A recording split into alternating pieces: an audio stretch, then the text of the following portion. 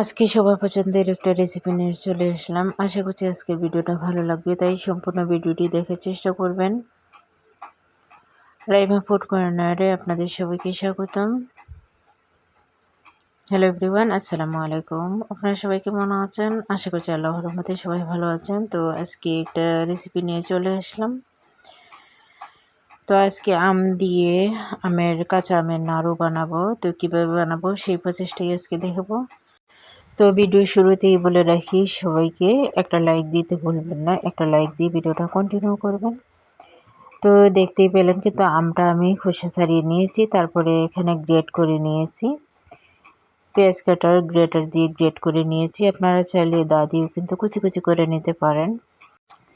তো আমি পাইপেনে কিন্তু এখানে সরাসরি আমের কুচিটা দিয়ে দিলাম, দিয়ে এখানে তার সাথে চিনি ব্যবহার করছি। আর চিনি আপনাদের পছন্দ মতো দিতে হবে, তবে ন্যাচারালি আমরা যে আমের আচারগুলো তৈরি করি তার থেকে তুলনামূলকভাবে বেশি দিতে হবে। যেহেতু আমরা আমের নাড়ু বানাবো, তার জন্য একটু আঠালো ভাবটা প্রয়োজন, তার জন্য চিনির পরিমাণটা অবশ্যই বেশি দিতে হবে। আর এটা খুবই টক টক ঝাল ঝাল মিষ্টি হবে, এরকমই হবে। খুবই দুর্দান্ত হয় এই রেসিপিটা, তাই শুরু থেকে শেষ পর্যন্ত থাকার চেষ্টা করবেন।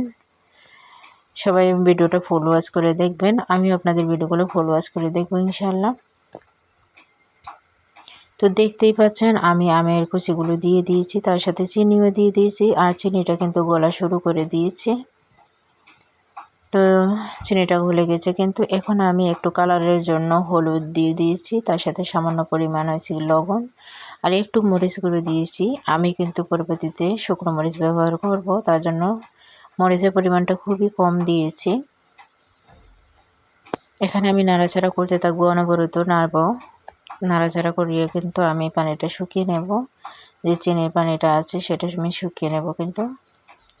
তো আমি কিন্তু অনেকক্ষণ নাড়াচাড়া করতেই থাকছি। তো আমার চ্যানেল নতুন বন্ধু হয়ে থাকলে সাবস্ক্রাইব করে পাশে থাকবেন। তো আমি এ পর্যায়ে এখানে আমি 5 ফোড়ন মশলা দিয়েছি, আর সাথে চিলি ফ্লেক্স দিয়েছি, দিয়ে আমি এখন নাড়াচাড়া করে নেব। এখন আমি ভিনেগার ব্যবহার করছি, আর ভিনেগারটা কিন্তু সংরক্ষণের ক্ষেত্রে খুবই ভালো। এটা দিলে কিন্তু লং টাইম যে আচারটা আমি তৈরি করছি সেটা কিন্তু লং টাইম থাকে, নষ্ট হয় না।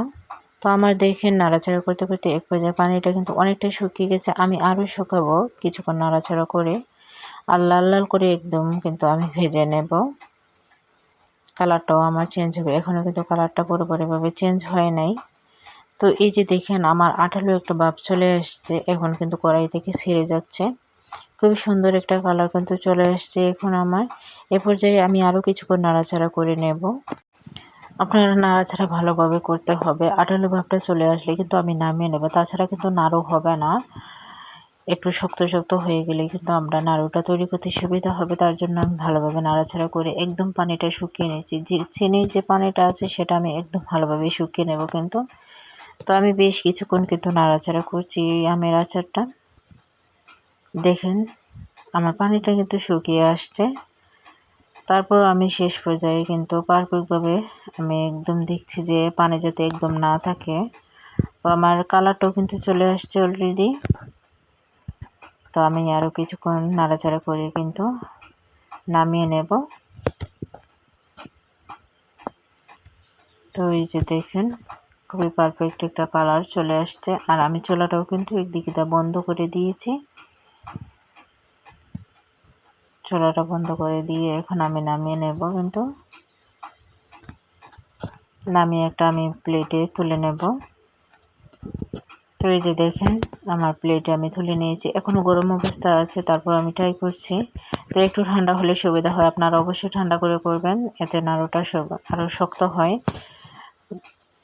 তো হাতে আমি একটু সরিষার তেল মেখে নেব যাতে হাতে না লেগে যায়, নিয়ে কিন্তু আমি নাড়ুটা তৈরি করে নেব। তো এই যে দেখেন আমার কিন্তু এখনও গরম আছে, আমি হাতে দিতে পারছি না। তো ঠান্ডা হলে কিন্তু খুবই ভালো হয়, ঠান্ডা হলে শক্ত হলে খুবই তাড়াতাড়ি কিন্তু করে নেওয়া যাবে। তো আমি গরম অবস্থায় করে নিতে চাইছিলাম। তো এক এক করে কিন্তু আমি সবগুলো নাড়ু কিন্তু তৈরি করছি। আর এই নাড়ুটা খেতে কিন্তু ভীষণ মজার, আপনারা অবশ্যই ট্রাই করবেন। আর এবছর আপনারা কে কে নাড়ু এভাবে তৈরি করেছেন অবশ্যই জানাবেন।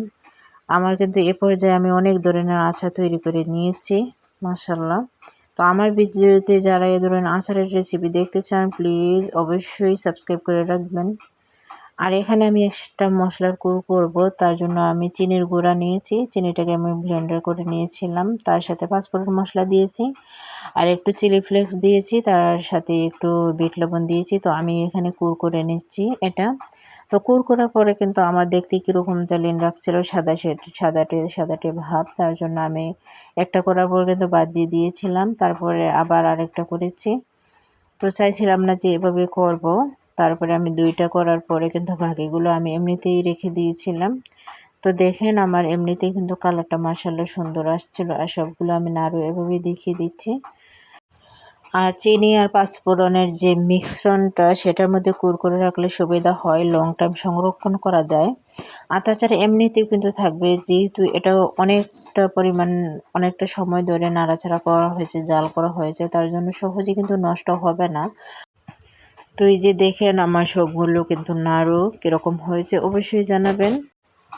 তো এখন আমি চিনির যে মিশ্রণটা আছে সেই মিশ্রণটার মধ্যে করে দেখিয়ে দিচ্ছি। তো এটা একটা বার্মিস আচারের মতন কিন্তু খুবই স্বাদ, বিট লবণ দেওয়ার কারণে। বিট লবণটা আমি দিয়েছি, আপনারা বিট লবণটা অবশ্যই দেবেন। আর এটার একটা খুবই মজার বিষয়, এটা খুবই দানাদারভাবে থাকবে, একদম যে গলে গেছে তারপর নাড়ুটা তৈরি করেছি সেরকম না, একটু মুখে দিলে দানাদার ভাব থাকবে। এটা গ্রেট করার কারণে কিন্তু খুবই সুন্দরভাবে হয়েছে, একদম লেটকা বা নরম হয়ে যায় নাই, কিন্তু খুবই দানাদারভাবে আছে। তো এই যে দেখেন আমার করার পরে এরকম হয়েছে কিন্তু। তো আমি প্রথমে কিন্তু এরকম করতে চাইছিলাম না, দেখতে আমার কাছে কীরকম জানি লাগছিল। আর এটা কিন্তু খুবই পরিমাণে খুবই জাল মিষ্টি ছিল, খুবই দারুণ লাগছিল কিন্তু। তো আপনারা কিন্তু অবশ্যই ট্রাই করবেন। তো সবার থেকে বিদায় নিচ্ছি, আল্লাহ হাফেজ, আসসালামু আলাইকুম।